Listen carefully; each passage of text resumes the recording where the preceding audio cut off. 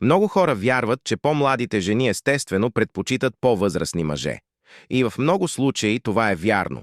Опитът, емоционалният контрол, житейската мъдрост и стабилността дават на по-възрастните мъже предимство, което по-младите мъже не са имали време да развият. Но ето и неудобната истина. Повечето по-възрастни мъже не губят привличане заради възрастта си. Те го губят заради начина, по който носят тази възраст. Виждал съм мъже на 40, 50 и повече години да правят едни и същи грешки многократно. Всеки път те не просто губят интерес, а губят уважение. И щом уважението изчезне, привличането никога не получава шанс да расте. Това е истинската трагедия, защото по-възрастните мъже вече имат това, от което се нуждаят. Те просто го злоупотребяват. Не е нужно да променяте кой сте. Не е нужно да се държите по-млади, по-богати или по-модерни. Трябва само да спрете тези 7 навика, които тихо убиват привличането. Това видео разглежда 7 често срещани грешки, които по-възрастните мъже допускат, без да го осъзнават. Не става въпрос за младост, пари или трикове. Става въпрос за присъствие, начин на мислене и как се държите. Добре дошли в Silent Stoic. Първо, поставяйки я на пиедестал. Когато срещнете уверена по-млада жена и я поставите над себе си, вие слизате от собствената си позиция. Започвате да се представяте, да смекчавате мненията си и да търсите одобрение. Хората не се привличат от онези, които им се възхищават отдолу. Те се привличат от равни. Напрежението убива привличането. Нормализирайте я. Говорете, без да обвързвате ценността си с резултата. Истинската увереност е спокойно присъствие, а не преклонение или доминация. Второ, да сте несигурни относно възрастта си. На колко години си? Звучи просто, но колебанието разкрива всичко. Проблемът не е във възрастта, а в несигурността. Когато се държите засрамени от годините си, другите го усещат. Заявете възрастта си спокойно, без шеги или извинения. Когато сте здраво стъпили в реалността си, възрастта се превръща в контекст, а не в ограничение. Трето, да се водите с пари или статус. Когато се представяте чрез успех, вие превръщате връзката в сделка.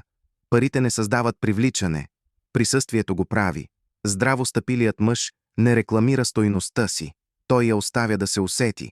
Нека постиженията се разкрият естествено, а не като представяне.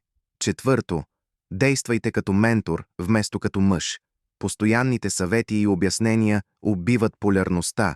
Мъдростта се превръща в щит, който избягва емоционалното присъствие. Връзката не се изгражда чрез инструкции. Тя се изгражда чрез енергия, топлина и споделени моменти. Балансирайте прозрението с любопитството. Нека мъдростта бъде поканена, а не наложена. 5.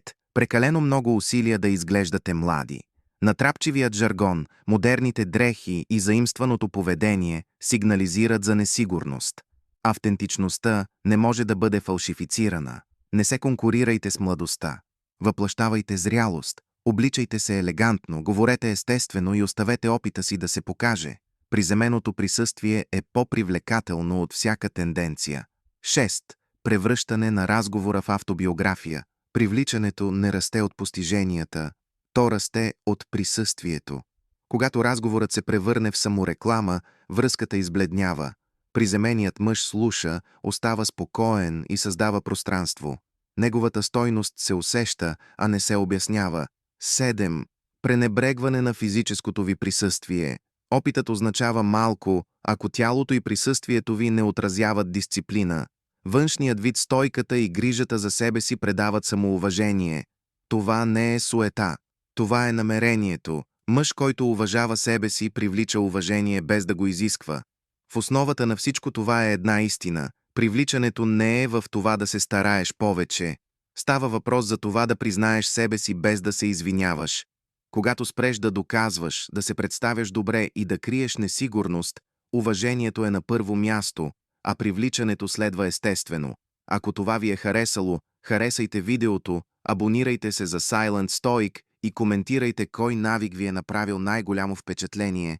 Запазете спокойствие, застанете здраво стъпили на земята, запазете тишина, ще се видим в следващото видео.